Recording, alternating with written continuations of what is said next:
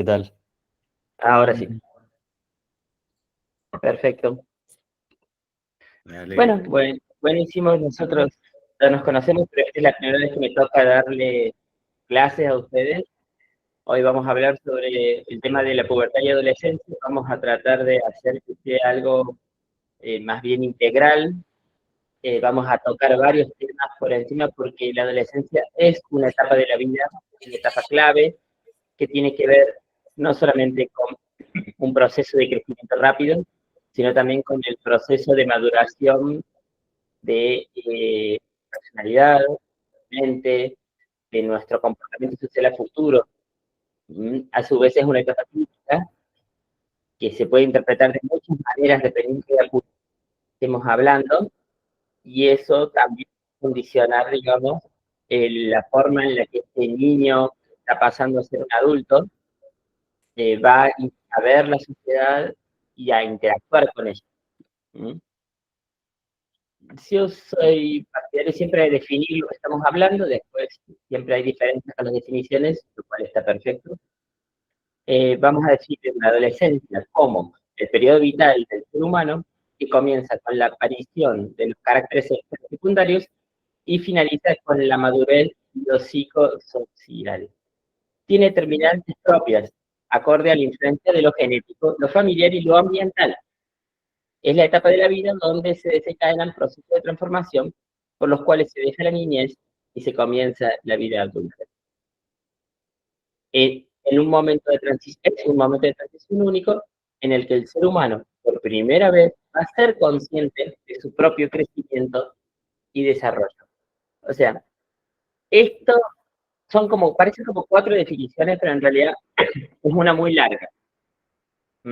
Porque si nos quedamos con la primera, tenemos un aspecto meramente biológico, porque dice caracteres sexuales secundarios y madurez biopsicosocial. Entonces, no es solamente esto, es todo un proceso. La influencia de lo genético, por supuesto, es básica, es fundamental, que no solo lo genético, sino también lo criptogenético, pero también influyen de gran manera nuestra sociedad pequeña, que es la familia, y el ambiente, que no solamente se refiere al medio ambiente, sino al ambiente social. En esta etapa se desencadenan procesos de transformación que tienen que ver con no solamente el aspecto biológico, sino también este aspecto psicológico que estamos hablando, y realmente el adolescente empieza a sentir cambios de su cuerpo, de su vida, de su lo que sea, que le va a ir, en algunos casos lo va a entender mejor, en otros casos no lo va a entender tan bien, y va a tomar también su tiempo que lo pueda asumir. Las personas jóvenes experimentan cambios rápidos de su estructura corporal, así como los funcionamientos fisiológicos, psicológicos y las interacciones sociales, que normalmente se considera que arrancan a los 9-10 años. Esto puede variar, algunos niños arrancan antes, algunos niños arrancan después. Este concepto de que puede arrancar antes también es fundamental porque hasta hace no demasiados años, si un niño o niña empezaba con caracteres sexuales secundarios a los 8 años, en el acto decían que tenía un problema y empezaban un tratamiento hormonal y realmente se hacían un montón de locuras. Que hoy día sabemos que terminaban siendo perjudiciales y que podemos considerar rangos de normalidad, dependiendo de lo que estemos viendo, que por supuesto deben ser abordados de una manera interdisciplinaria. Normalmente el que comanda todo este proceso son las hormonas. Las famosas hormonas que todo el mundo menciona y la verdad que no se tiene muy en cuenta, pero que nadie sabe exactamente cuáles son, ya las vamos a desarrollar un poco más adelante, que son las que van a coordinar el desarrollo de las estructuras sociales diseñadas para la transición de la infancia a la vida adulta. Aunque la variabilidad individual, o sea, de persona a persona, es realmente mucha, en lo que se refiere a la cronología de los cambios somáticos, las modificaciones son bastante estables, bastante estándar, digamos, más allá de que puede variar algunos años de persona a persona, no suelen tener, digamos, grandes diferencias. Vamos a hablar de la pubertad con los procesos corporales, los cambios corporales, los procesos psicosociales con la adquisición de habilidades cognitivas, emocionales, sociales, el manejo autónomo e independiente, fundamental, y la consolidación de procesos vitales como la identidad, la vida relacional, la sexualidad y el proyecto vocacional. Volvemos a todos estos procesos, allí es donde tanto la familia como el ambiente social en el que yo me desempeñe son los que realmente pueden llegar a terminar de hacer un cambio.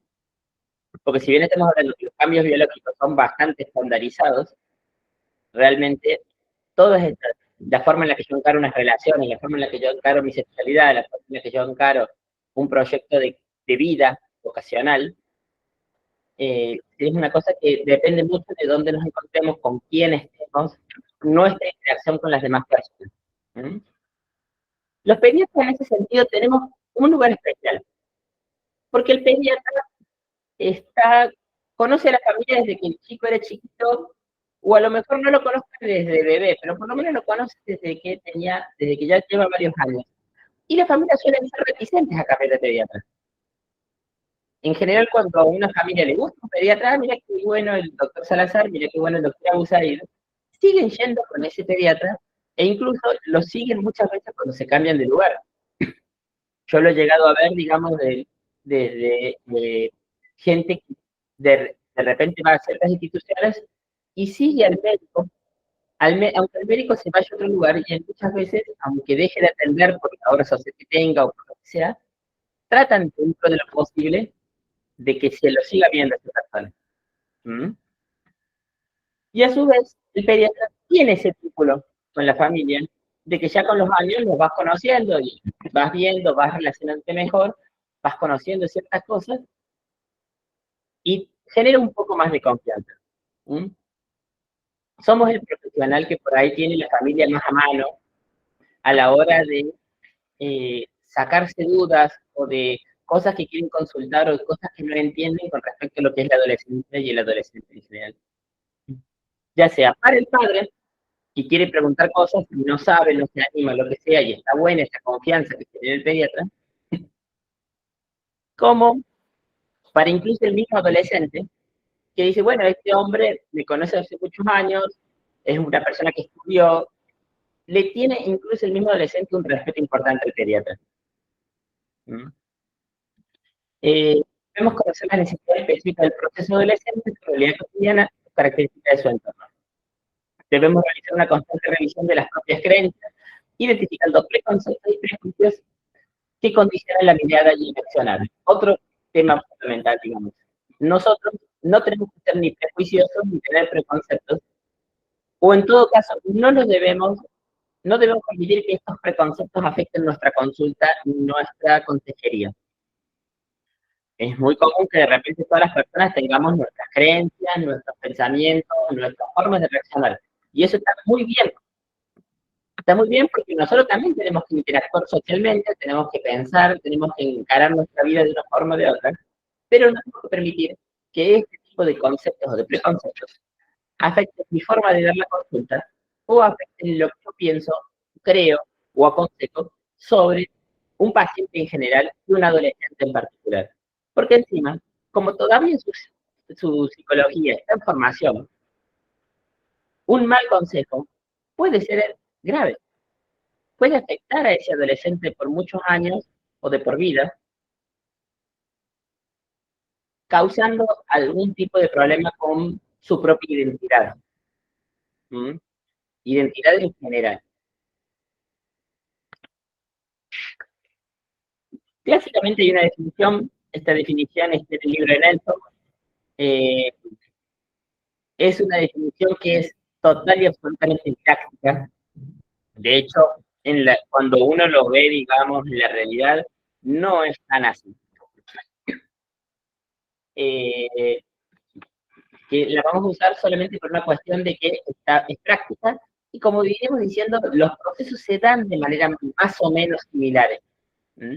La diferencia está que por ahí, estos años que estoy planteando, pueden llegar a variar bastante.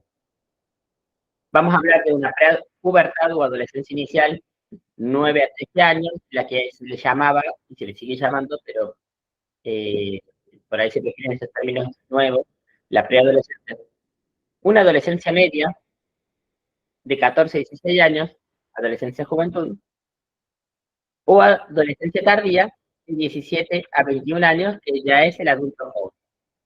Que incluso esto podemos extenderlo un poco más. Yo prefiero un concepto que siempre me insistieron tanto el doctor Salazar como el doctor Pedicino, en la cual el pediatra no es el médico de los niños, el pediatra es el médico del crecimiento. Entonces, realmente entender el crecimiento como un proceso cambia mucho el paradigma, porque ya no atendés niños, atendés personas en crecimiento, que es la etapa de máximo cambios en el corporal que va a tener la vida. Nunca va a volver tantos cambios en tan pocos años como tenés durante la etapa de la infancia, la lactante infancia o adolescencia. Bien. Y a su vez, cada etapa tiene sus propias cosas para entender a nivel fisiológico, anatómico y social. Vamos a ver esta etapa inicial. Lo vamos a dividir también en aspectos por una cuestión más que nada, digamos, didáctica. Recuerden que estos procesos son procesos dinámicos que van cambiando y se van moviendo.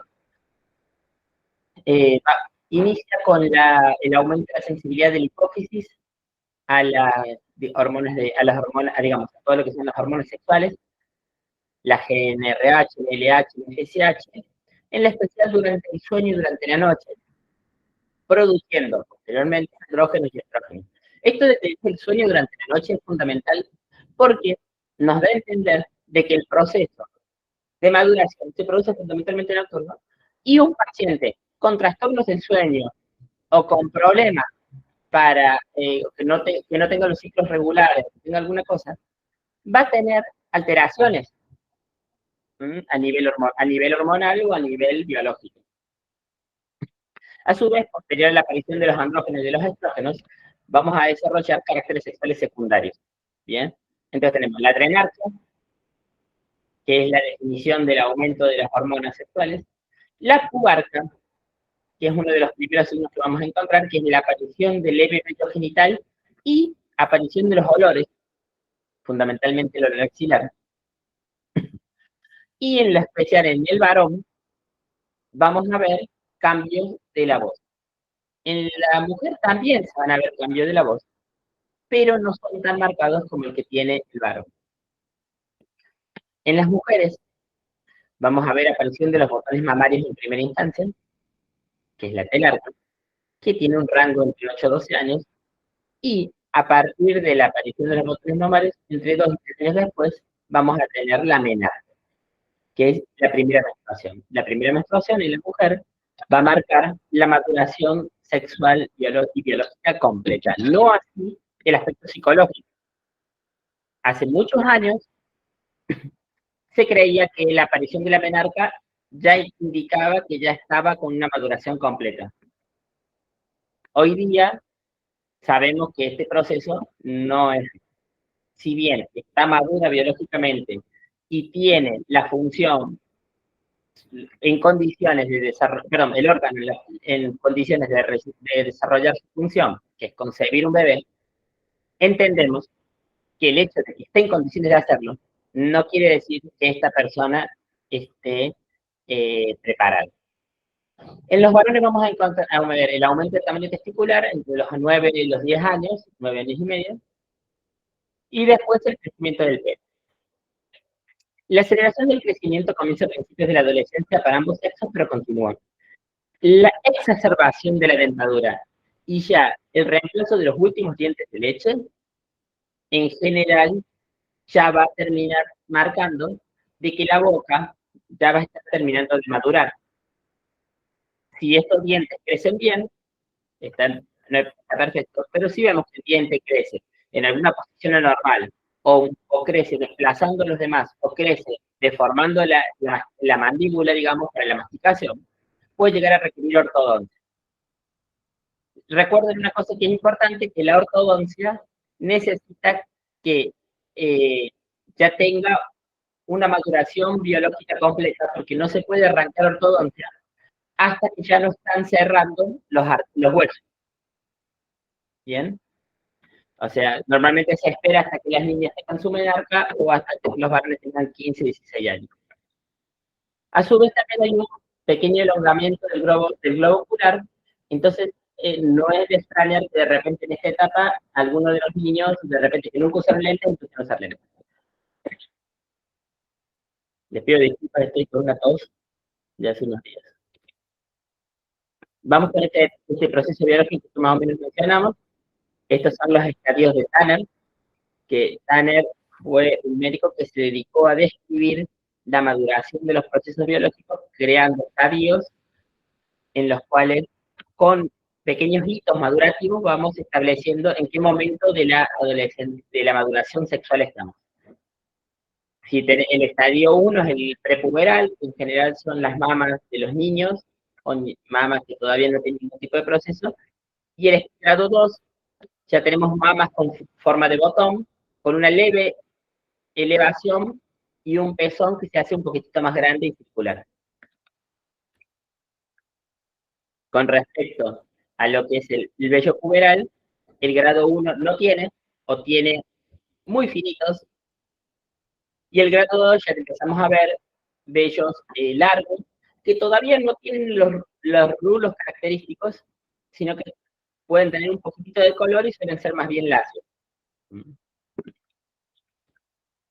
Con respecto al varón pasa algo muy similar.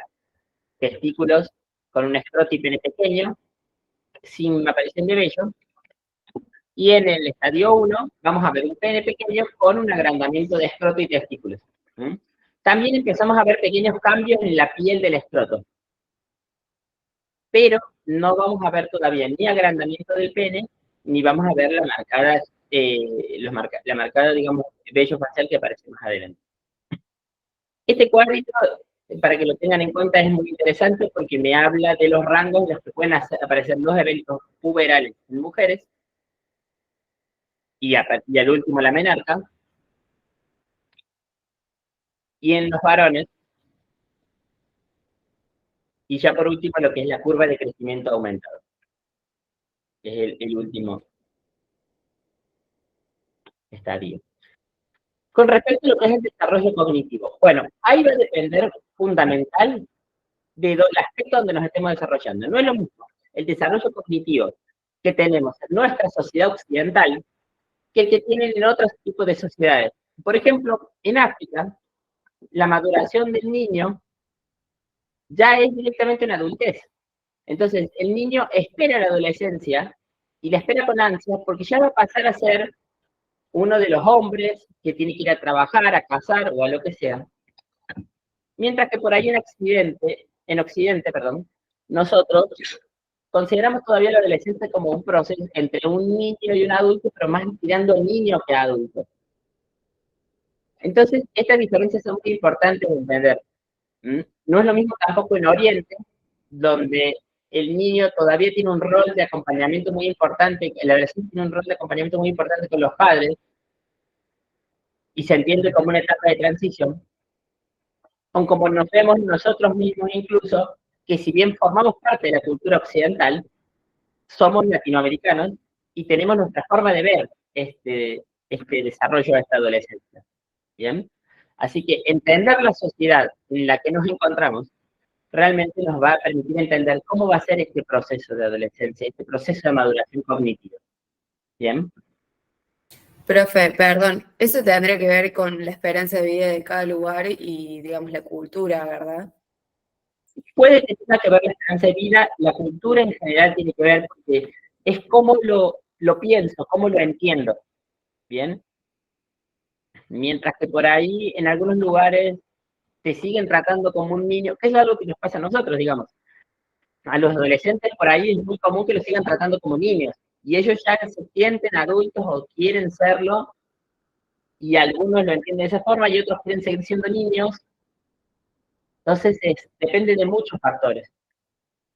Y el ejemplo que yo cité, por ejemplo, en África, que es que a partir de los 15 años ya pasan a ser adultos. También pasaba en la antigüedad, digamos, en distintas culturas. los niños a partir de cierta edad pasaban a ser adultos y tenían o un rito de iniciación o o alguna práctica que ya los clasificaba como adultos, porque ya tenían que ir a trabajar, ya tenían que ir a hacer toda una serie de cosas.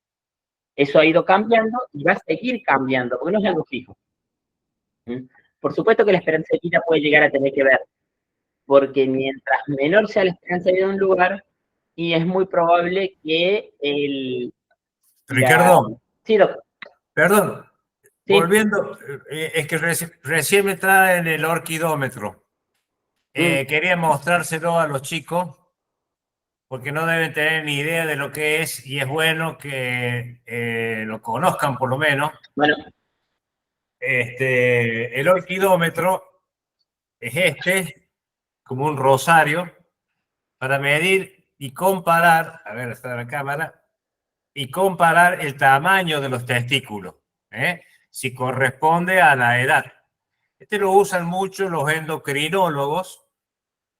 Bueno, y está numerado. Estos blancos tienen el número 1, el 2, el 3. No sé si se ve el número ahí. El 1, el 2, el 3, y así sucesivamente hasta llegar al del adulto, que es un 25. Después no sé si vos vas a explicar un poco más sobre este tema. Sí, más adelante tengo una pequeña parte en la que hablo sobre cosas de la consulta. Bueno, el orquidómetro nosotros los clínicos lo tenemos en el consultorio, y cuando tenemos duda medimos, comparamos, y si tenemos duda obviamente hacemos las interconsultas correspondientes. Bueno, perdón Ricardo, lo que pasa es que recién lo traen los chicos, los residentes. No hay problema. Bueno, vamos a hablar entonces de desarrollo cognitivo. Tenemos la transición del pensamiento operativo a un pensamiento lógico formal. La lógica del niño es causa-consecuencia, o sea, tienen procesos mentales simples. Pasa tal cosa, pasa tal otra cosa. Si yo hago tal otra cosa, pasa tal cosa. Y con el tiempo, el adolescente va aprendiendo a hacer procesos cada vez más complejos, que se los vamos a ir explicando en tareas escolares o a su vez en aspectos de la vida. Ya sea entender, cuando uno es niño, por ahí entiende conceptos como esta persona es buena, esta persona es mala, esto es bueno o esto es malo, si yo hago tal cosa va a pasar tal otra cosa. Y cuando van creciendo van entendiendo de que hay procesos complejos, de que las personas somos complejas, y a su vez vamos tratando de entender esta realidad en la que vivimos.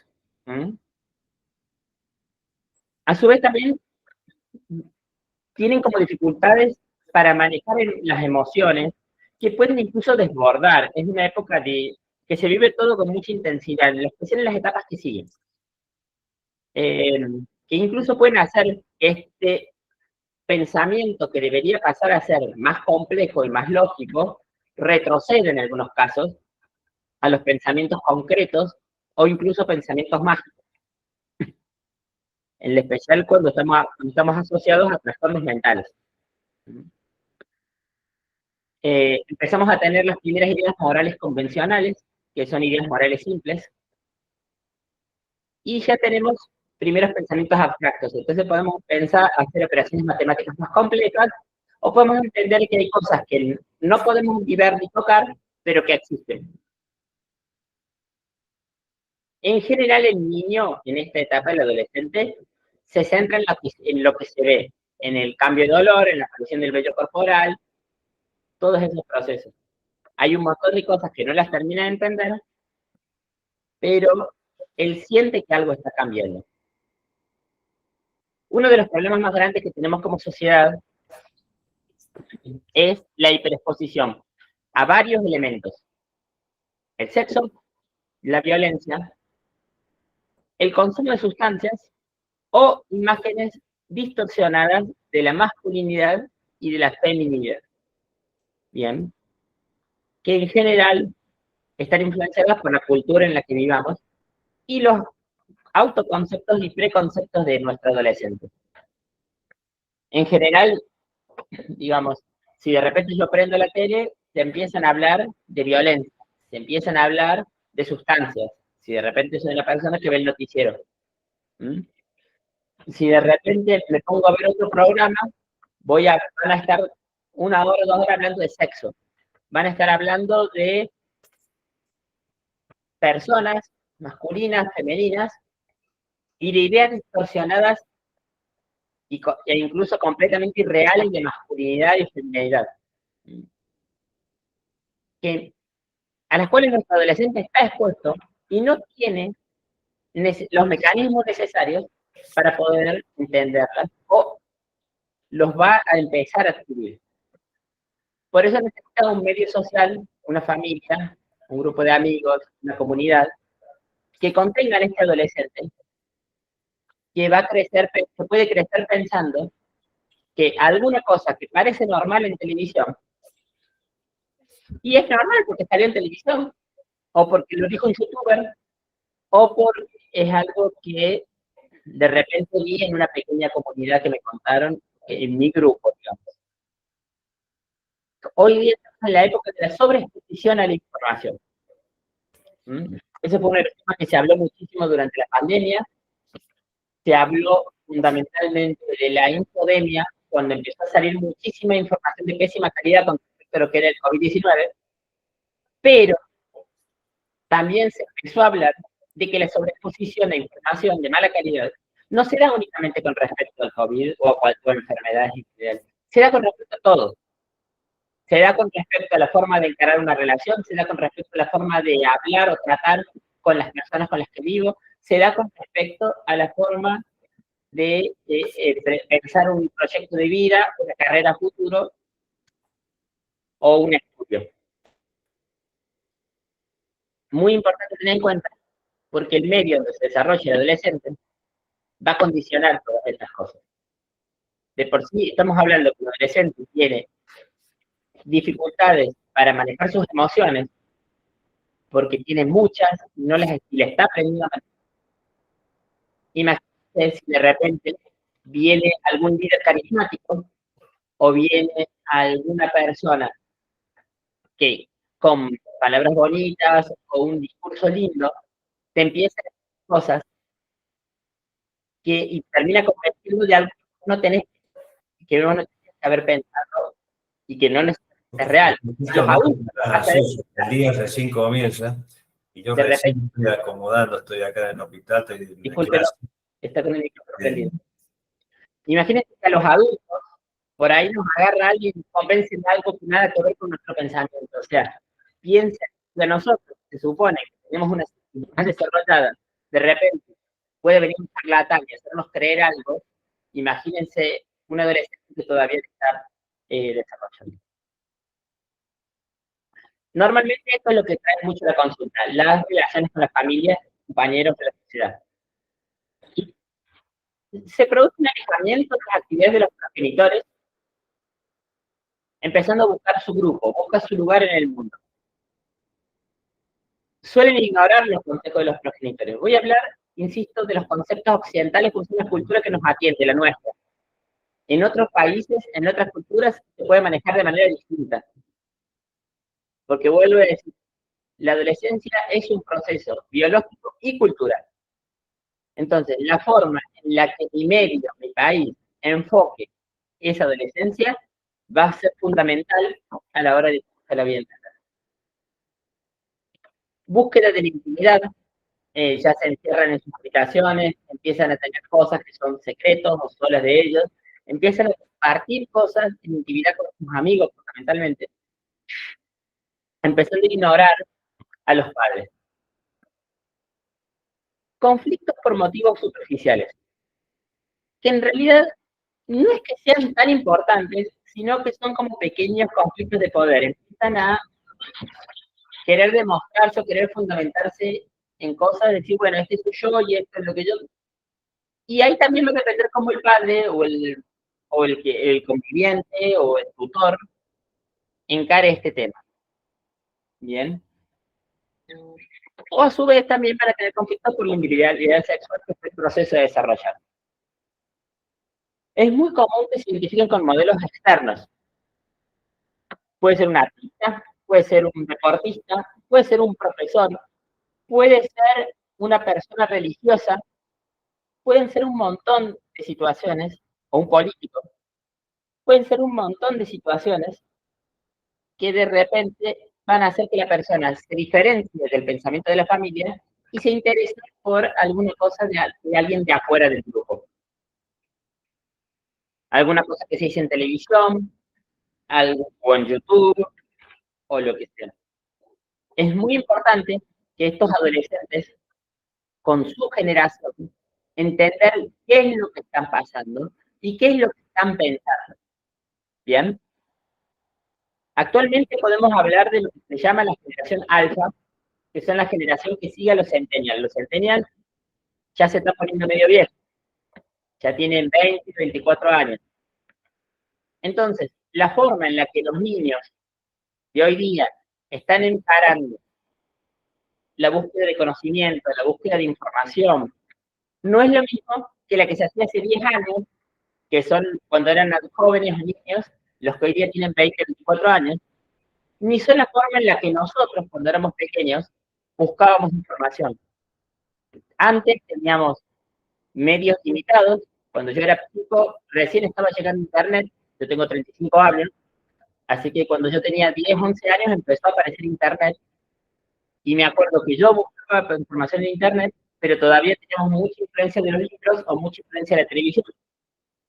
En cambio, las generaciones actuales le dan mucha más importancia a lo que aparece en Internet que lo que aparece en televisión o incluso lo que aparece en muchos libros. Y eso es importante que me den cuenta, porque a su vez son divulgadores de conocimiento bueno y malo. Así que tenemos que entenderlo como profesional. Si de repente yo quiero hacer una campaña para informar a una generación distinta a la mía, ¿cómo se informan los adolescentes? Si yo de repente quiero informar a un adolescente sobre los riesgos del consumo del alcohol y lo hago mediante una campaña en televisión o en la vía pública, como se hacía hace 20 años, y probablemente mi campaña fracasa.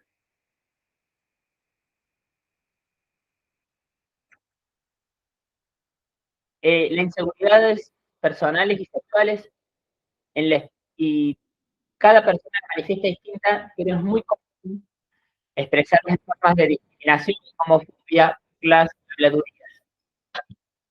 Los niños en general son, digamos, de señalar cosas que le llaman la atención de las otras personas, y el adolescente no es la excepción en ese sentido.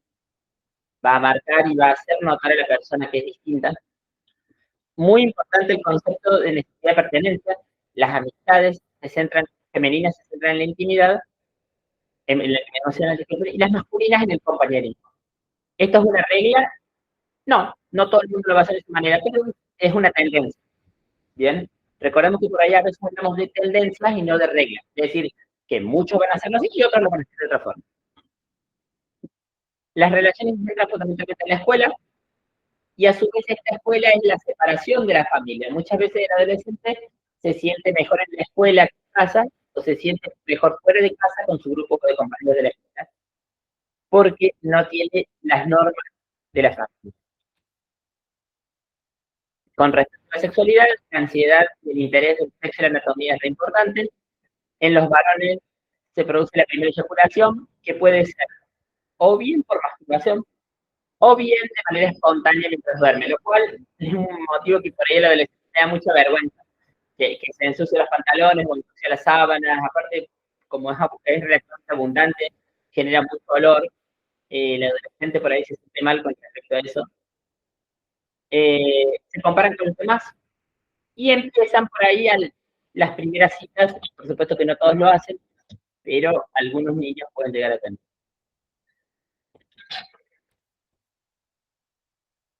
¿Qué tenemos que hacer como pediatra? El pediatra tiene que ayudar a los padres entre los problemas normales de la edad y las conductas que realmente son preocupantes. Hay que tratar de indicarle a los padres qué les puede llamar la atención. Recordar que la madurez psicológica es un proceso completamente diferenciado de la madurez sexual y somática. O sea, un niño, como dije, bien puede tener un desarrollo sexual completo, pero su madurez psicológica no. Detectar tempranamente los signos de falta de adaptación y de fracaso escolar, fundamental. Eso obviamente lo hacen primero los maestros, pero también algunos maestros a veces o los ignoran o no tienen las herramientas para realmente influir y acomodar esto, especialmente en los medios sociales más precarios. Lamentablemente, cuando el medio social es más precario, hay mayor cantidad de riesgos de fracaso escolar. Recordar a los padres que las medidas disciplinarias deben ser cambiantes, o sea, las normas que yo le planteo a un chico de 9 o 11 años no pueden ser las mismas que de un chico de 18 años. Y a su vez, y acá es clave la negociación. Explicarle a los padres que la negociación es fundamental no es tan fácil, se lo digo por experiencia. Muchos padres quieren imponer, porque a mí me hicieron de esa manera. Y hay cosas que sí, que no van a ser negociables, y hay cosas que hay que enseñarles que las tienen que aprender a negociar. El espacio del adolescente, el tiempo de ciertas actividades, lo que sea, son cosas en las cuales ambas partes tienen que ceder para lograr una convivencia aceptable y, bueno, y que no sea traumático tampoco para el adolescente. Vamos a esta segunda etapa media, 14, 16 años aproximadamente. El crecimiento se hereda por encima de la velocidad prepuberal. 6 a 7 centímetros por año. Ya crecen mucho, en especial el varón, por una cuestión meramente hormonal. La ganancia de peso corre paralelo al crecimiento lineal con un desfasaje de varios meses. Primero se alargan, después se engordan.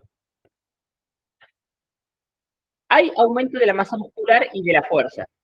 En ambos géneros, disculpe. En ambos sexos. Fundamentalmente más el varón que la mujer por una cuestión hormonal, volvemos a lo mismo. La testosterona produce aumento de la masa muscular. Hay ensantamiento de los hombros en el varón y de las caderas en la mujer. Hay un aumento del tamaño cardíaco que se tiene que acomodar a estos nuevos requisitos circulatorios que tiene nuestro adolescente y de la capacidad pulmonar vital. Ya tenemos un aparato respiratorio y circulatorio que va queriendo asimilarse al humano, al adulto. Aparición del acné y el olor corporal en las pieles grasas, modificación de los patrones de sueño, muy importante que generalmente trae muchos conflictos familiares. El adolescente va moviendo las horas de sueño, cada vez acostándose más tarde y cada vez costándole más despertarse porque puede estar más horas despierto y necesita más horas, la misma cantidad de horas para dormir. Y a su vez ya tenemos, en general, la maduración del útero, la finalización de esta maduración, la lubricación vaginal y la menarquia. Es muy frecuente que los ciclos durante los primeros 2 a 3 años sean irregulares e incluso anovulatorios. ¿Qué quiere decir esto? De repente el adolescente se consulta, bueno, ¿cuándo te viene? ¿Cómo es? ¿Cómo es? Mira, de repente hace 3 meses que no te viene, o me vino 3 veces en un mes, o de repente puede pasar un montón de tiempo, o de repente no venirle nunca, o venirle una vez con un ciclo muy doloroso y muy sangrante. Eso es hasta que el ciclo de la menstruación se regulariza. En los varones tenemos un aumento del falo, un alargamiento del falo y aumento del grosor. Y ya empezamos a ver espermatozoides en el seno. Siguiendo con el estadio de Tanner, vamos a tener grado 3. En la mujer, ya tenemos una leve elevación y agrandamiento de la mama y la areola. Perdón, Ricardo. Sí, doctor. En cuanto a la maduración sexual de Tanner, Tanner, un endocrinólogo pediatra londinense, lo creó, lo ideó para ver la maduración sexual, tanto de la nena como del varón. No confundirse con la enfermedad de Turner o de Turner, que decimos nosotros, que se da en la mujer, que es un trastorno genético donde falta un cromosoma X y es otra cosa.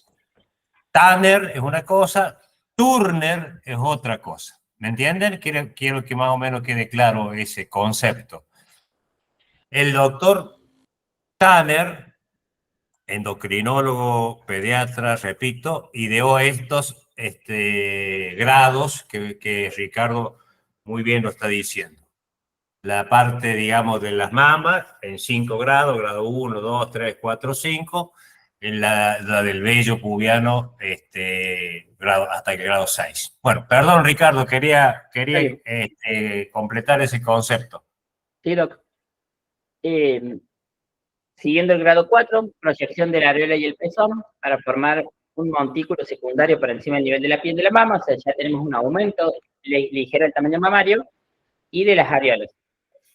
La etapa 5, ya tenemos una madurez, proyección del pezón, ya el pezón se hace más grande y más visible. En el varón, vamos a ver, en el grado 3, tenemos un agrandamiento del pene, que todavía es pequeño, pero que empieza a alargarse, todavía no se engrosó. Y los testículos siguen desarrollándose, o sea, crecen un poquitito más que en el estadio anterior. Ya empezamos a tener mucho más vello, y ya este vello ya se lo ve con unas pequeñas, si bien sigue siendo lacio, ya lo vemos más rizado, y se forma sobre el pubis.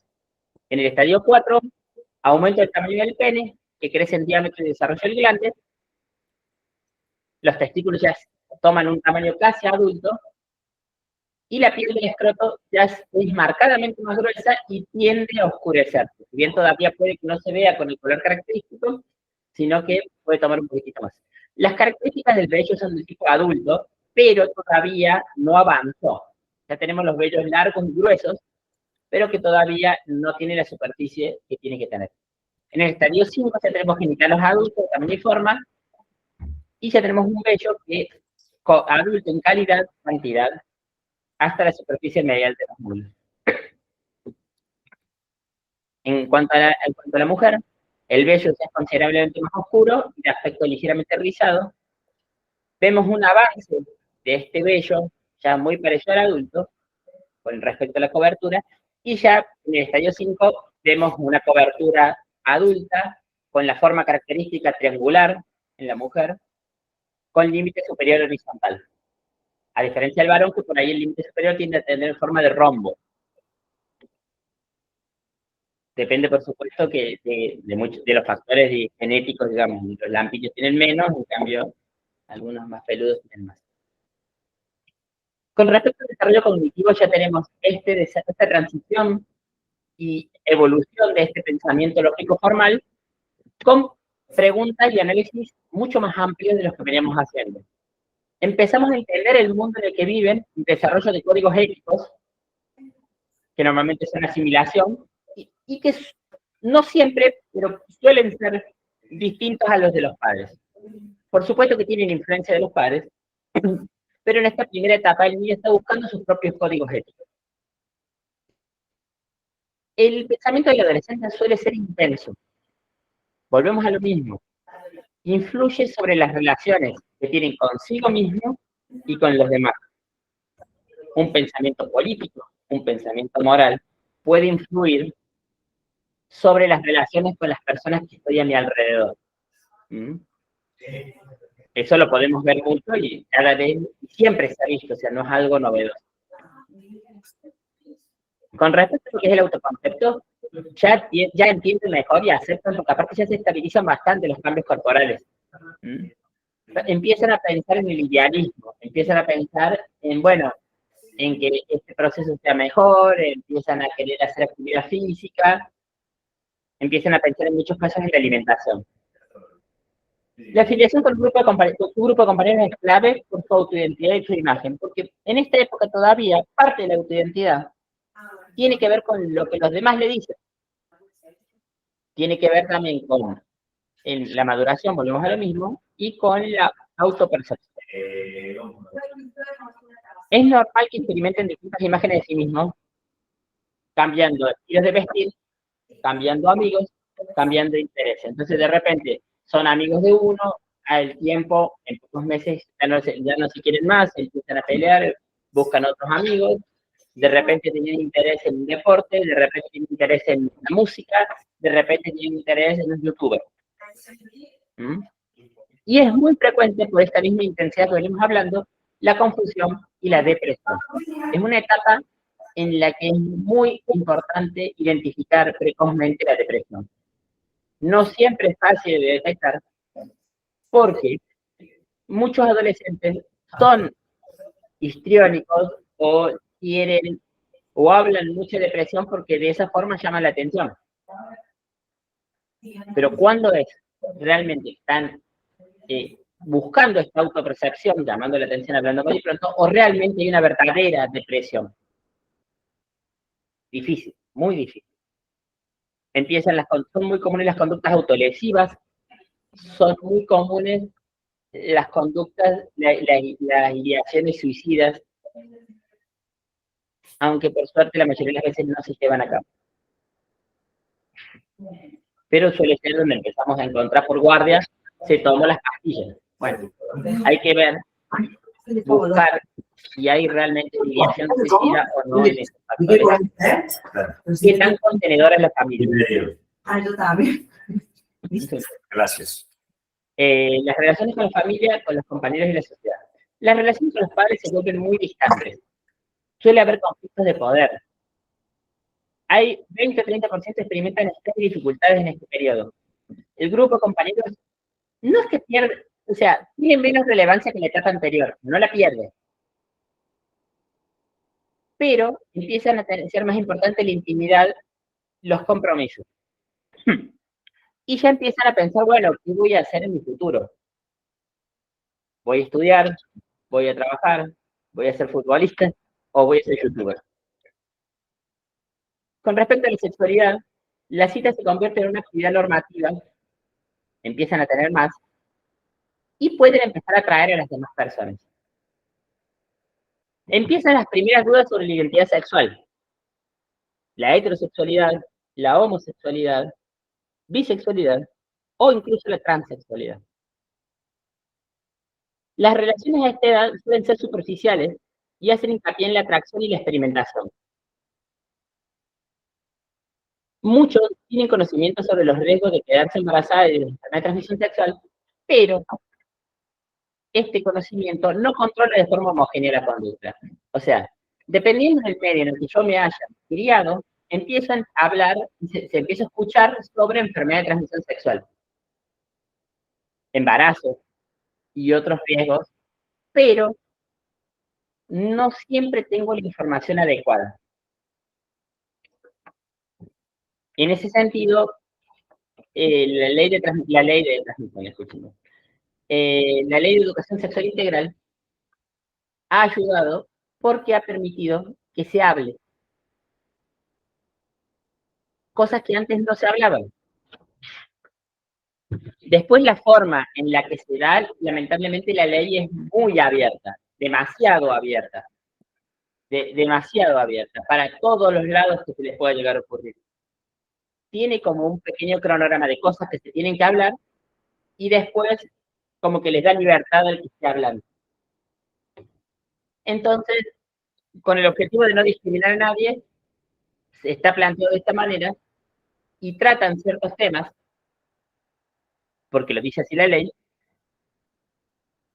pero depende de la persona que esté dando la charla, es la profundidad o los temas que se van a tratar. Acá debería cobrar mucha importancia la familia, que por suerte, cada vez la familia habla más. Antes las familias no hablaban porque los adultos no sabían cómo enfocar el tema de la sexualidad o del tema de las relaciones personales o las relaciones de pareja. En ese sentido, los adultos no tenían el entrenamiento ni la forma de charlar o de decir, bueno, vamos a hablar de sexo, vamos a hablar de intimidad, vamos a hablar de amistades. Hoy día hay mucha más información y hay un poco más de inteligencia emocional en el sentido de que ahora se puede hablar y está más naturalizado hablar de eso. Ya no está la vergüenza, o sea, sigue estando, pero es menos frecuente. Así que se puede, hay mucho más acceso también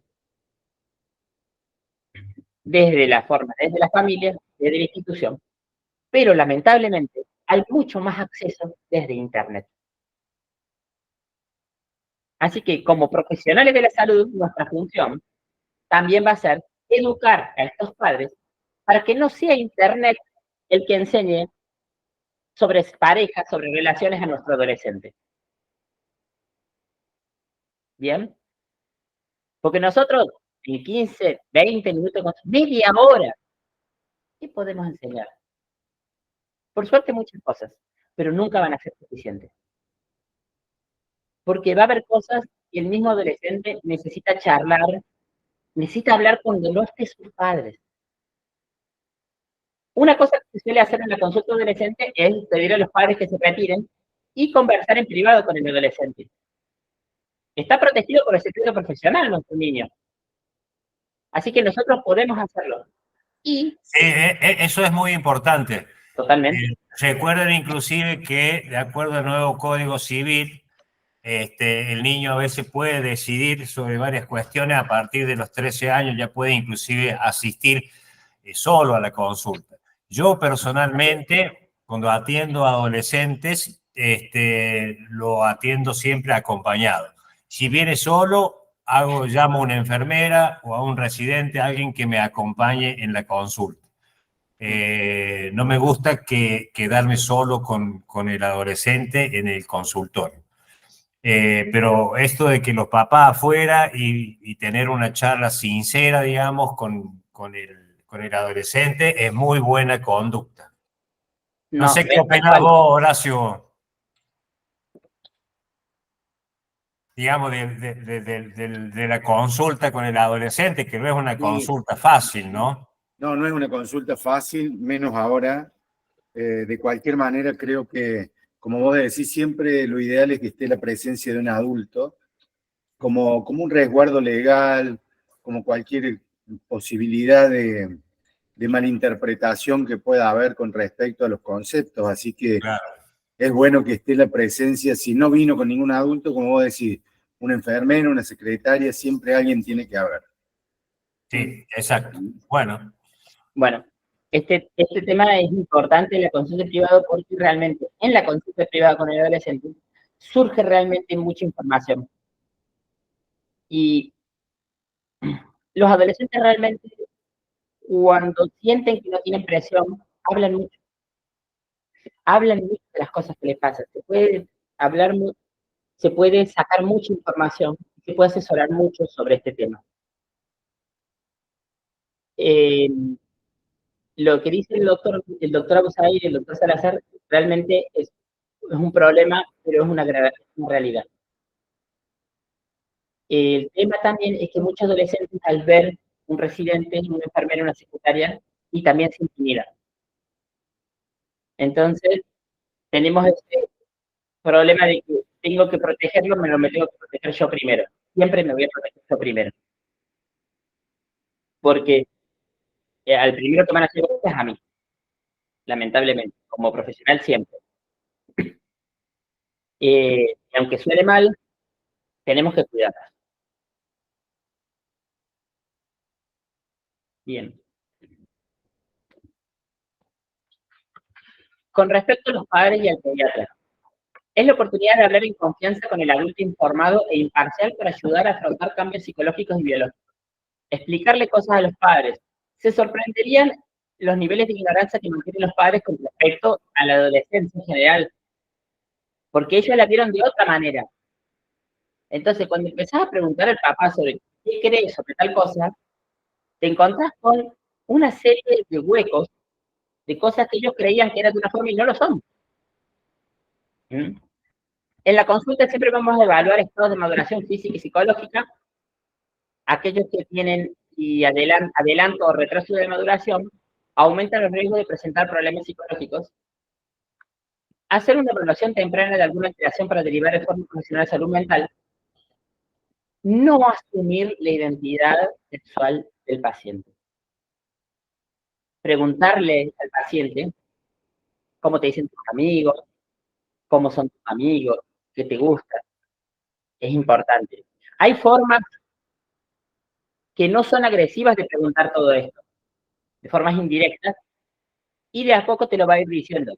Porque no le vas a preguntar, ¿y vos qué sos? ¿Qué te gusta? No, queda muy torpe, queda muy mal. Contame sobre tus amigos, qué te gusta hacer, ¿tenés alguna actividad, algún interés? Y solo te va a ir contando. ¿Mm? Valorar la conexión con los padres y el entorno social para evaluar posibilidades de inicio de relaciones sexuales y medidas preventivas adecuadas. En las mujeres, cuando ya han tenido su menarca, primera consulta con el ginecólogo, y en los varones, empezar a evaluar, explicarle cosas sobre su sexualidad y sobre conductas de riesgo, fundamentalmente. Bien. A su vez, también hay que tener en cuenta el examen físico, el resto del examen físico. O sea, venimos hablando de la parte psicológica, que es re importante, pero detección precoz de malformaciones físicas. Por ejemplo, hacer la maniobra de Adam para buscar signos precoces de escoliosis, evaluando con el paciente sin remera, parado, relajado, los niveles de las escápulas, la línea de la columna, y haciendo que se agache para realizar la maniobra de Adam y mirar la simetría de la espalda. En esta etapa, ya los pies están osificados, así que si de repente tenemos alguna malformación de los pies, ya sea pie cabo o pie plano, ya no la podemos corregir. La única solución es quirúrgica. Bien. A su vez, seguir en la maduración sexual. Toda la consulta del adolescente se debe hacer una reinspección, o sea, mirar, no necesariamente tocar los genitales.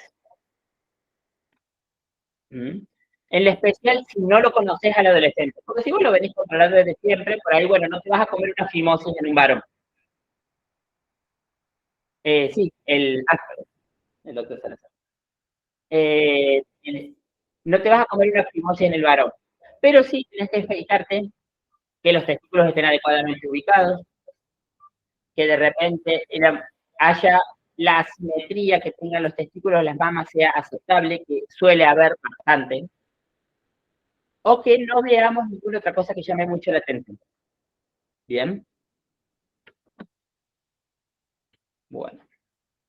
Que eso es lo más importante de esta parte de esta elección física. Si vos venís controlando al niño y después que se hace adolescente, es muy poco probable que aparezca algo nuevo en una consulta común. Pero bueno, siempre el examen físico integral. Y en la etapa final, vamos con los desarrollos biológicos, que por ahí ya no tenemos los cambios de las etapas anteriores. Sí tenemos un poco de crecimiento, aumento de masa muscular, en el varón. Tenemos los estadios finales de los desarrollos de las mamas y el vello púbico y el pene. Y en los varones, por ahí empiezan a aparecer más pelos, en especial el vello facial. Es muy común que en esta etapa empiecen a aparecer patrones de alopecia, ya sea a nivel de las entradas, o sea a nivel de atrás. Es algo que hay que consultar, que si uno tiene dudas, tiene que consultar con el ginecólogo. También es común que aparezcan enfermedades en esta etapa relacionadas con esto, como puede ser la psoriasis. Todo esto debe ser derivado y valorado por el dermatólogo. Bueno, veníamos hablando de la etapa final, ya tenemos genitales con una calidad de extensión, perdón, con un vello púbico y ya tiene una calidad del adulto y una extensión del adulto. Y en la etapa 6 ya es más fundamentalmente aumento del vello genital. A nivel genital no hay cambios significativos con respecto a la etapa anterior. En la mujer pasa lo mismo, vello adulto en calidad horizontal, estadio 5, estadio 6, extensión hasta la línea alba. Tenemos, Ricardo, perdón, ¿Sí? en el aula virtual, el libro verde. Sí.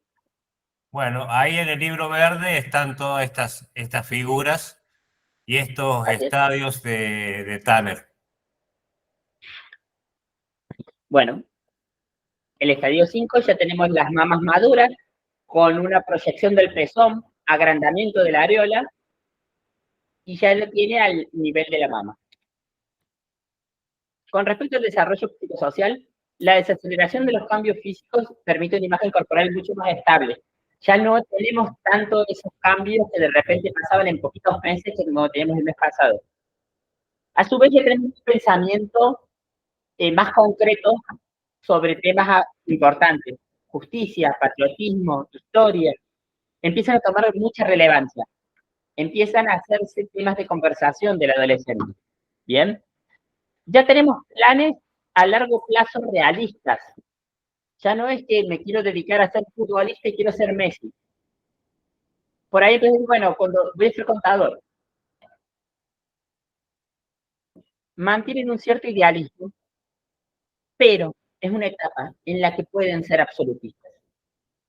Estos conceptos absolutos e intolerantes de que esto se tiene que hacer de tal manera, se hacen cada vez más frecuentes, en la especial con opiniones contrapuestas. Y ahí vuelven a tomar un poco de rol los padres. Porque si los padres se ponen en un rol comprensivo, va a ser de una forma. Y si los padres se ponen en un rol autoritario, va a ser de otra. Las emociones se estabilizan mucho, ya empiezan a entender, a poder expresarlas. Empiezan a tener relaciones de tipo íntimo que a lo mejor ya tenían en la etapa anterior, pero ahora es como mucho más frecuente. Y bueno, lo que decíamos, presiones sobre su carrera, ya empiezan a pensar, bueno, ¿qué hago de mi vida? ¿Y cómo puedo hacer para conseguir tal cosa? Tal otra. Les dejo este cuadrito a modo de resumen. Preadolescente, adolescencia temprana, adolescencia propiamente dicha, juventud, adultez. Y vamos a hablar un poco más de unas cositas sobre el consultorio. Es muy importante que no olvidemos los estereotipos y los mandatos culturales con respecto a lo que se espera, tanto de la mujer como del varón, y entender en la cultura en la que nos encontramos. ¿Bien? Porque si yo trato de enseñarle al adolescente algo que yo creo o yo pienso, que está bien, se puede contradecir con lo que mi adolescente piensa o cree que está bien, porque su medio social es distinto. ¿Mm? A mí me pasó una vez que tenía un paciente que eran judíos ortodoxos. Entonces, cuando tenía que hablar con el adolescente, con mucho cuidado, tenía que preguntarle sobre qué era lo que él pensaba. Plantearle que está bien que él se cuestione cosas con respecto a lo que él cree. Y plantearle que él tiene que tener que está bien que esté de acuerdo y que esté en desacuerdo. Y que es importante que lo hable. Que lo hable con quién, con quien él considere, que puede ser su referente, en este caso era un rabino, pero entendiendo que yo no le voy a imponer a una persona lo que tiene que pensar. ¿Bien? Entender las múltiples formas de ser, sentir y actuar con las personas. La diversidad de los cuerpos y las experiencias. Mi adolescencia no fue la adolescencia de ustedes y no va a ser la adolescencia de los que van a venir. Es más, de hecho, dos personas en la misma época podemos tener dos adolescencias completamente distintas. Por eso, el adolescente es una consulta muy compleja. Porque si el niño está creciendo más o menos bien, detectamos algunos signos o no, es como bastante más fácil.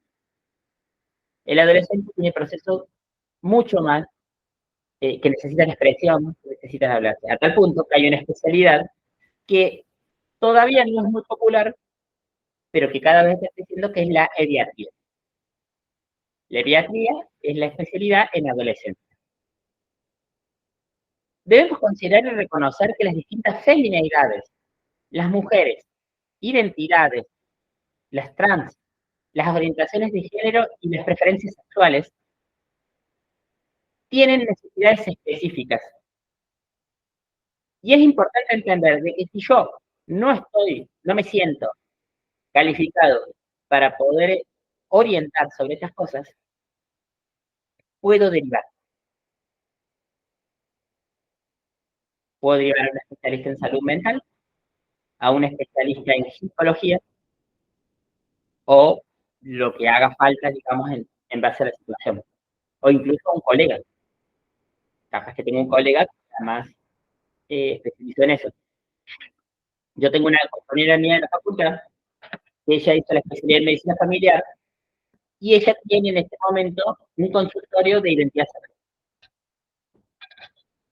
Y se dedica, bueno, hace medicina familiar, pero aparte hace identidad sexual.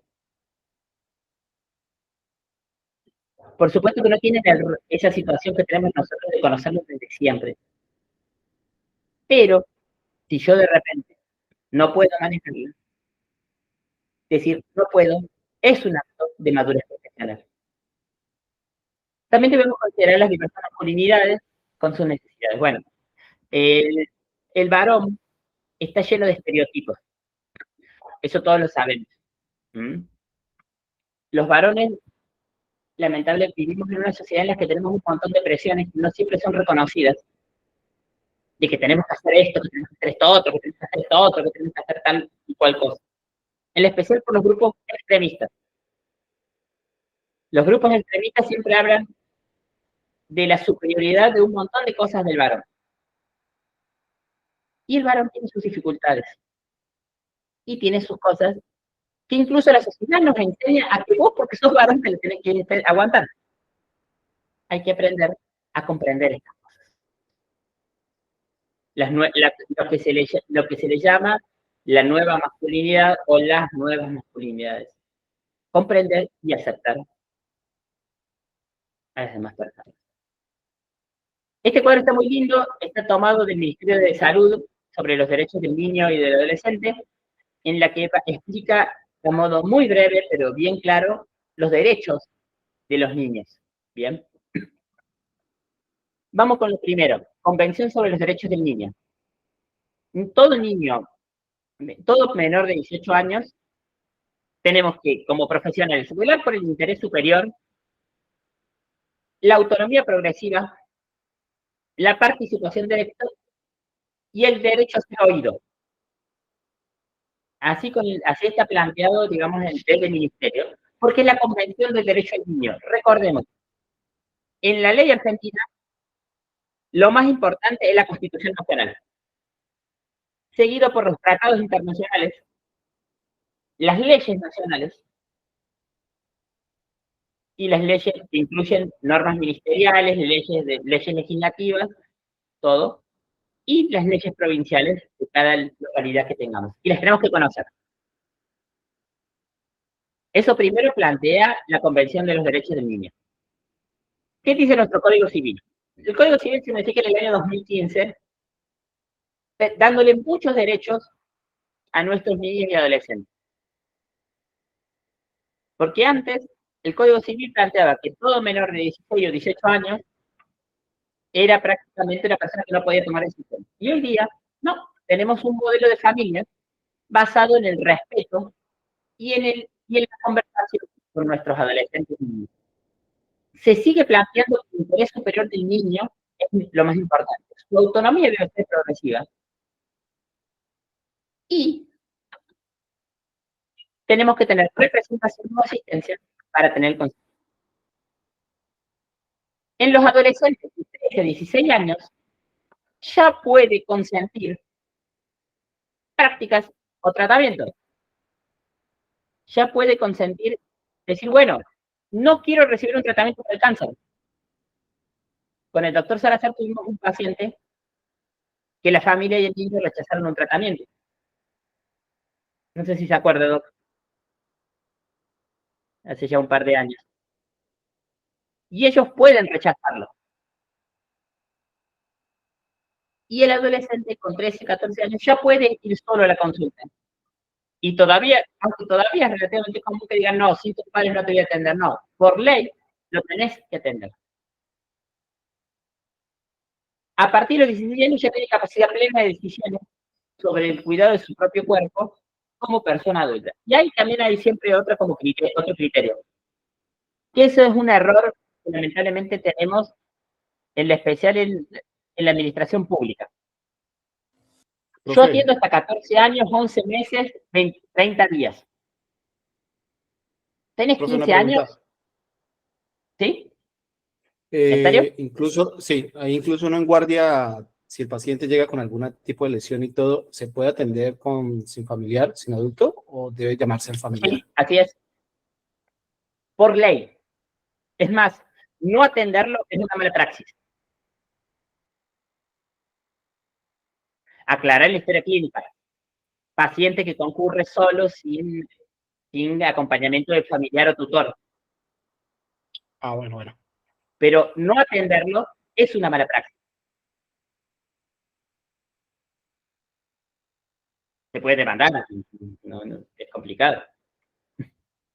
Sí, no, porque no tenía idea, pensaba que siempre los chicos tendrían, menores de 18 años, tenían que ir con su adulto. A partir de 13 años ya puede concurrir solo a la consulta.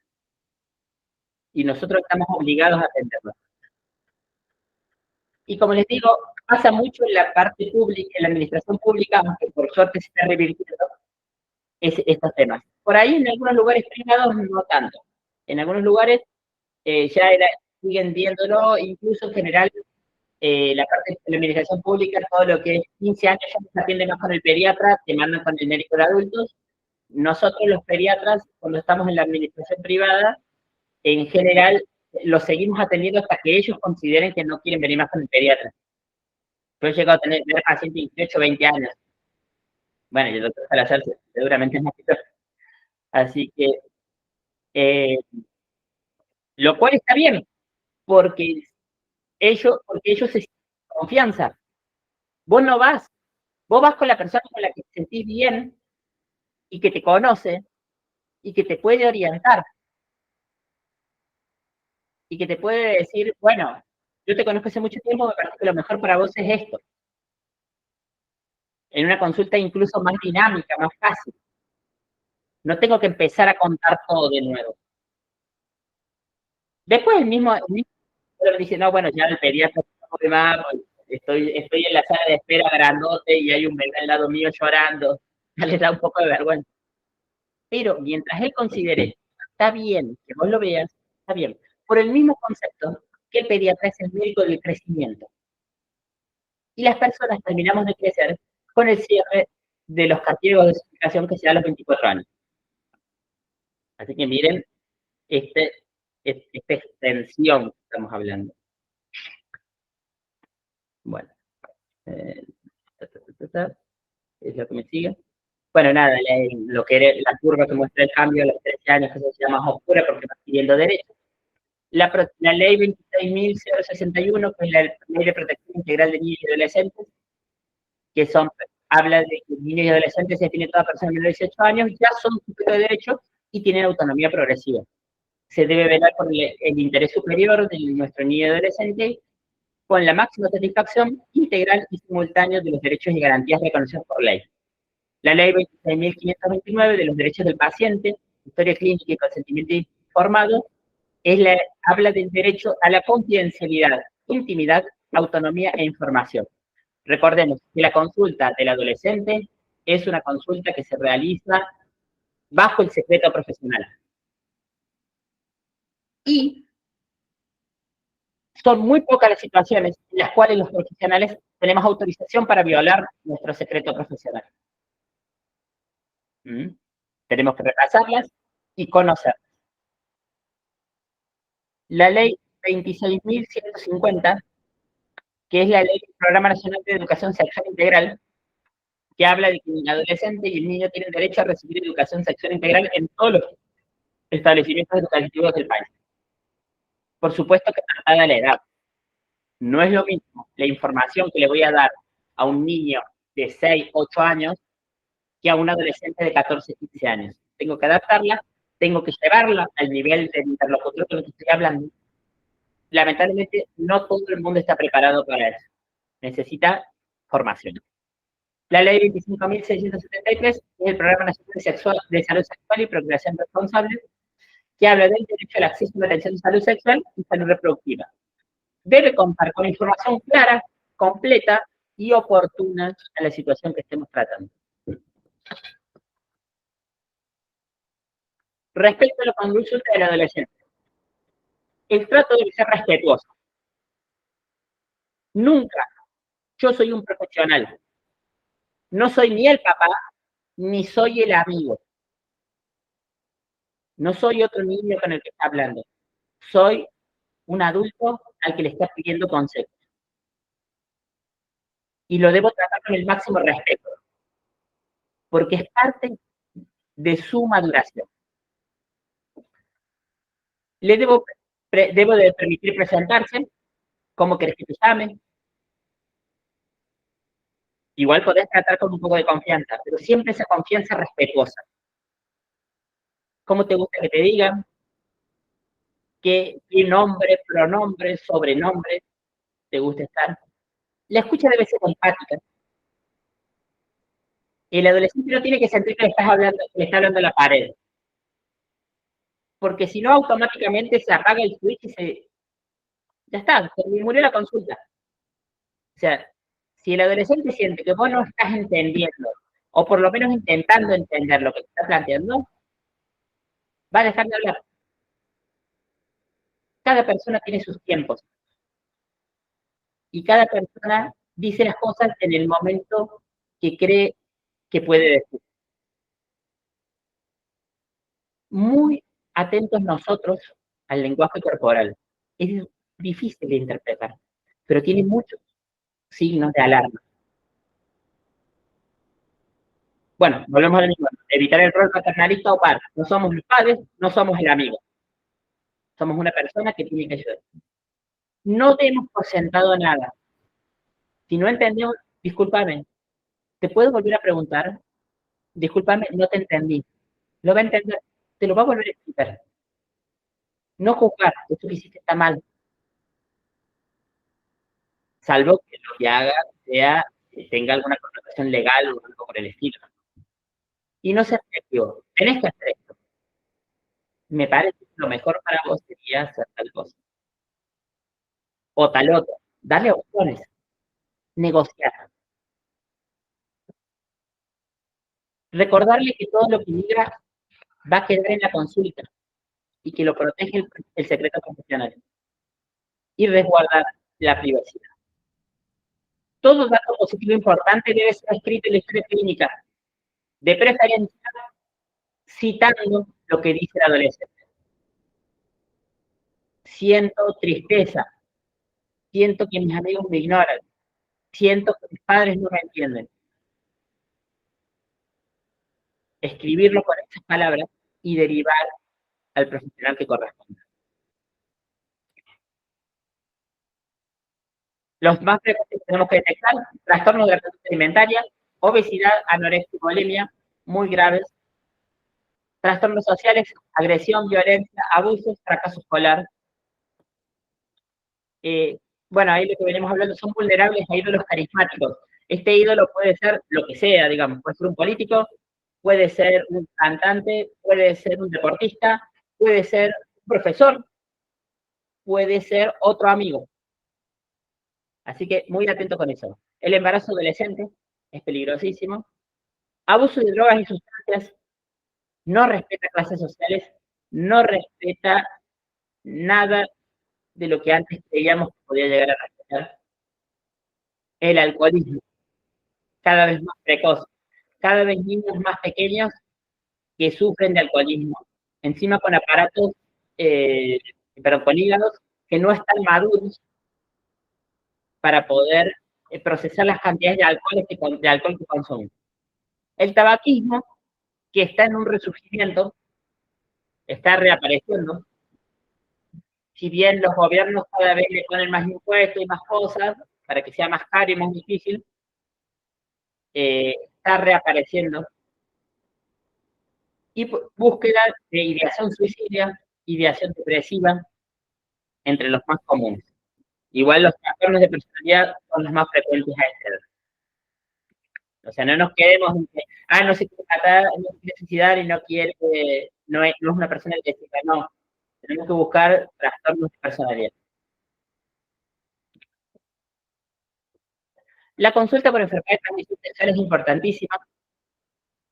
Tenemos que hablarlo siempre, preferentemente antes del inicio de las relaciones sexuales. Bien. Y actuar de manera urgente ante conductas arriesgadas y sospecha de contagio de enfermedad de transmisión sexual.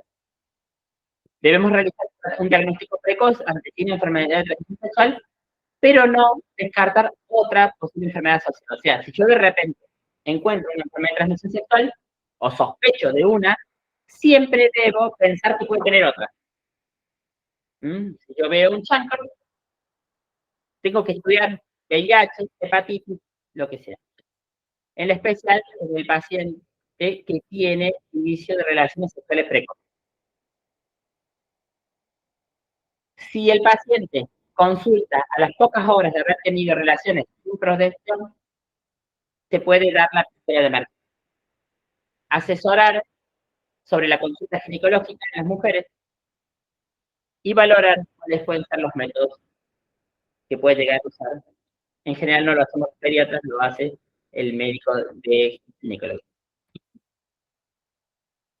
No asumir identidad, venimos hablándole un poco. La orientación a las prácticas sexuales. Preguntar sobre la misma y dejar que ellos expresen lo que quieran decir. Siempre asumir una posición comprensiva. Interrogar claramente sobre el consumo de sustancias. O sea, pregunten sobre, bueno, vos tenés amigos, ¿sabés lo que son las drogas?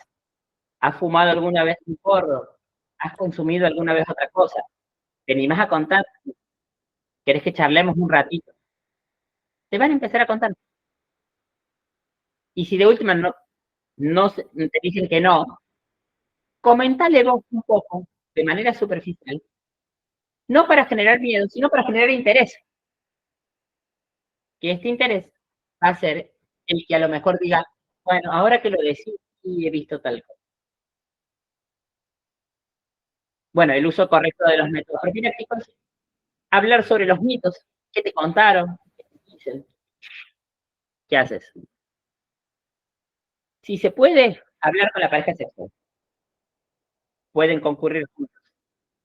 No sé, esto, la verdad que a mí nunca me pasó, pero dentro de lo posible, sería buenísimo. Hablar juntos sobre los mitos. Sobre el consumo de sustancias, cada vez está creciendo en nuestra sociedad. Siempre fue un problema social, siempre existió. No es una cosa que surgió ahora en los últimos años.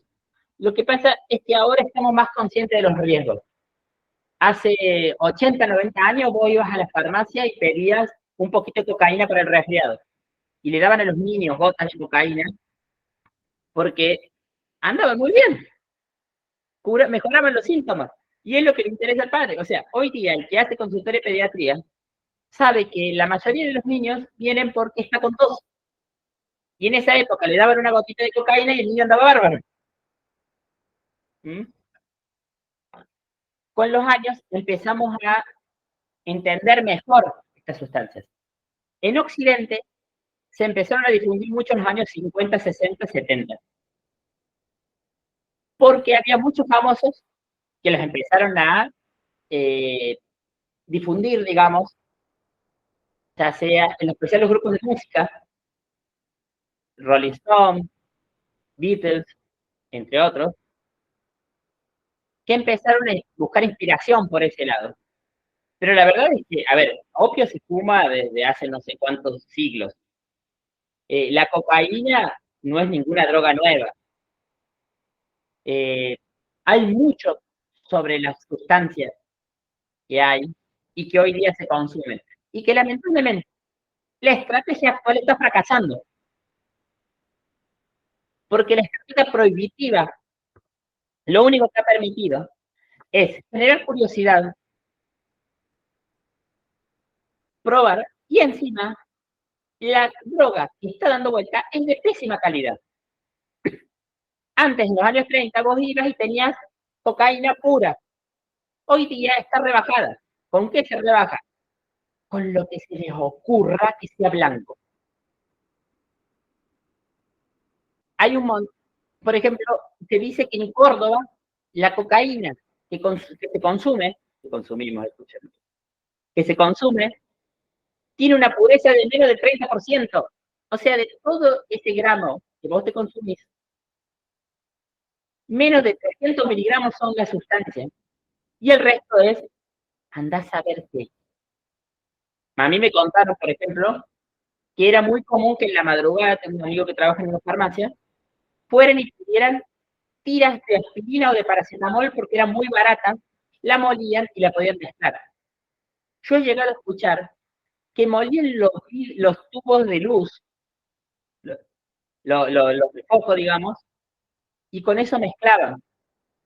De hecho, hace unos años tuvo en el hospital un niño que lamentablemente terminó falleciendo, un niño cocainómano de 14, 15 años, que supuestamente había dejado, después terminó confesando que había recaído, fue a autopsia, y en la autopsia apareció que tenía los pulmones llenos de vidrio por el consumo de drogas de pésima calidad. Claramente estamos fracasando con nuestra estrategia de combate de las drogas. Y estoy hablando de las drogas ilegales. Ni les cuento sobre las drogas legales. Por ejemplo, el alcohol. Por ejemplo, el resurgimiento del tabaco. Cada vez se fuma más de nuevo, a pesar de todos los efectos que sabemos que tiene. Bien. Bueno, sigo. En la actualidad afecta a todas las clases sociales y se inicia en las edades cada vez más tempranas. El comienzo es experimental ligado al ocio, pero la evolución puede seguir 3 caminos. El abandono, un uso ocasional, que es la forma menos grave, digamos, porque es la que suele no traer consecuencias, y el consumo habitual, que casi siempre termina en dependencia. Cada vez con requerimientos de drogas más fuertes y cada vez con menos satisfacción, llegando a afectar de manera importante los sucesos de nuestra vida y comprometiendo nuestro trabajo, nuestra familia, nuestras relaciones y llegando a tomar conductas violentas para poder conseguir esta sustancia.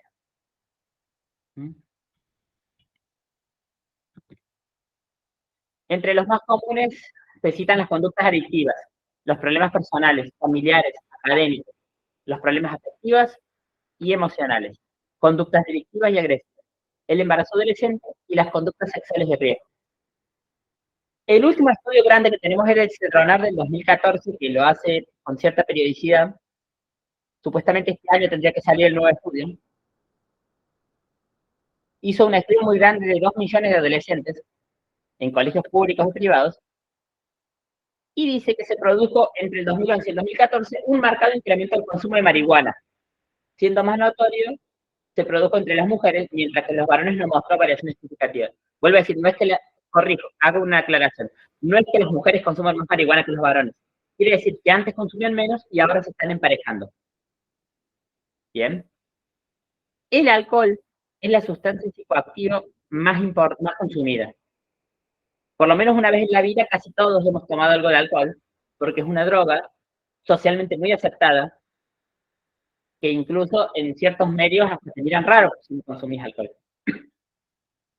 Estamos hablando del 70,5% de adolescentes. Después el adulto va a seguir consumiendo probablemente. Luego las bebidas energizantes, porque la cafeína, el tabaco y la marihuana. Recuerden que estos datos están desactualizadísimos. Estamos hablando de datos de hace 10 años. No quiero saber qué es lo que van a dar los datos nuevos. Los varones y mujeres consumen bebidas alcohólicas en proporciones similares. El análisis de tendencia durante el último quinquenio pone en evidencia que en términos generales el valor de la prevalencia del consumo de bebidas con alcohol entre los estudiantes secundarios se ha mantenido. Yo creo que aumenta. Vuelvo a insistir, estos datos son viejos porque son los que tenemos. Vamos a esperar hasta que salgan los nuevos informes. Entre el 2011 y el 2014 se produjo un aumento marcado del incremento entre las mujeres mientras que entre los varones no mostró variaciones significativas. Menos del 4% de los estudiantes secundarios declaró haber consumido alguna vez cocaína y solo el 2% consumió durante el último año. Vuelvo a insistir, seguramente son más altos. Tanto el consumo de alguna vez en la vida como el consumo reciente de cocaína muestran oscilaciones durante el último quinquenio. Se observa un aumento entre el 2009 y el 2011 y una disminución entre el 2011 y el 2014. Lo más importante en toda consulta es acompañar y escuchar. Esta es la bibliografía, va a estar toda subida en el aula virtual para que la puedan consultar. Está basada en distintos materiales muy interesantes, se los recomiendo que lo lean si tienen tiempo. Yo sé que están en una situación en la que tienen muchas materias y decir, bueno, voy a leer sobre este tema es como un perno. Yo traté de hacer un resumen, pero he traído información bastante actualizada. Hay PRONAPs, que son cursos que se pagan, así que aprovechenlo porque les damos los materiales para que ustedes lo puedan ver. Y toda la primera parte está tomada fundamentalmente del libro de Nelson, que también ya tiene sus años, pero algunos aspectos han cambiado muy poco. Y con respecto a la guía de evaluación de crecimiento físico, está en la parte de maduración y desarrollo del aula virtual, donde la pueden consultar, y donde están todos los aspectos que venimos hablando sobre el desarrollo sexual. Muy bien, Ricardo. Bueno, espero que les haya sido útil. ¿Hay alguna duda o algo que quieran consultar? ¿Alguien quiere preguntar algo? ¿Quiere hacer algún aporte? Bienvenido sea. No, profe, nosotros qué día que estuvimos en la guardia de pediatría de ahí el Pasteur, nos comentaban sobre el caso de una niña de 12 años que tenía, como al parecer, una EPI, porque por aparente, o sea, relaciones tempranas, o sea, decían que una niña de 12 años y que entró a cirugía y que ya se ha comportado como si fuera una adulta. Por supuesto. Claro. El problema de grande de estos niños de inicio sexual precoz es precisamente que tienden a contagiarse de enfermedad de transmisión sexual de manera precoz. Es muy importante detectarlas, educar a esta niña sobre prevención y evitar que haga estas complicaciones, porque tener una EPI a los 12 años va a comprometer casi con seguridad la maduración sexual y la posibilidad de concebir el día de mañana. Después, si ella no quiere concebir, es 2 puntos aparte. Pero nosotros como profesionales tenemos que garantizar la posibilidad de nuestro niño de que el día de mañana pueda concebir, decidir tener hijos y, bueno, tener una sexualidad sana y responsable. Perfecto. En ¿Alguna esos otra casos pregunta? también, no, que en esos casos también es importante descartar el abuso. Siempre, por supuesto. Claro, Siempre. totalmente. Siempre. Sí, Es más común de lo que nosotros creemos los abusos intrafamiliares. No es raro, en especial en muchas localidades del interior, la prostitución infantil. En Córdoba también, no estoy diciendo que Córdoba sea sana, pero estoy diciendo que es algo que tenemos que siempre estar con los ojos abiertos.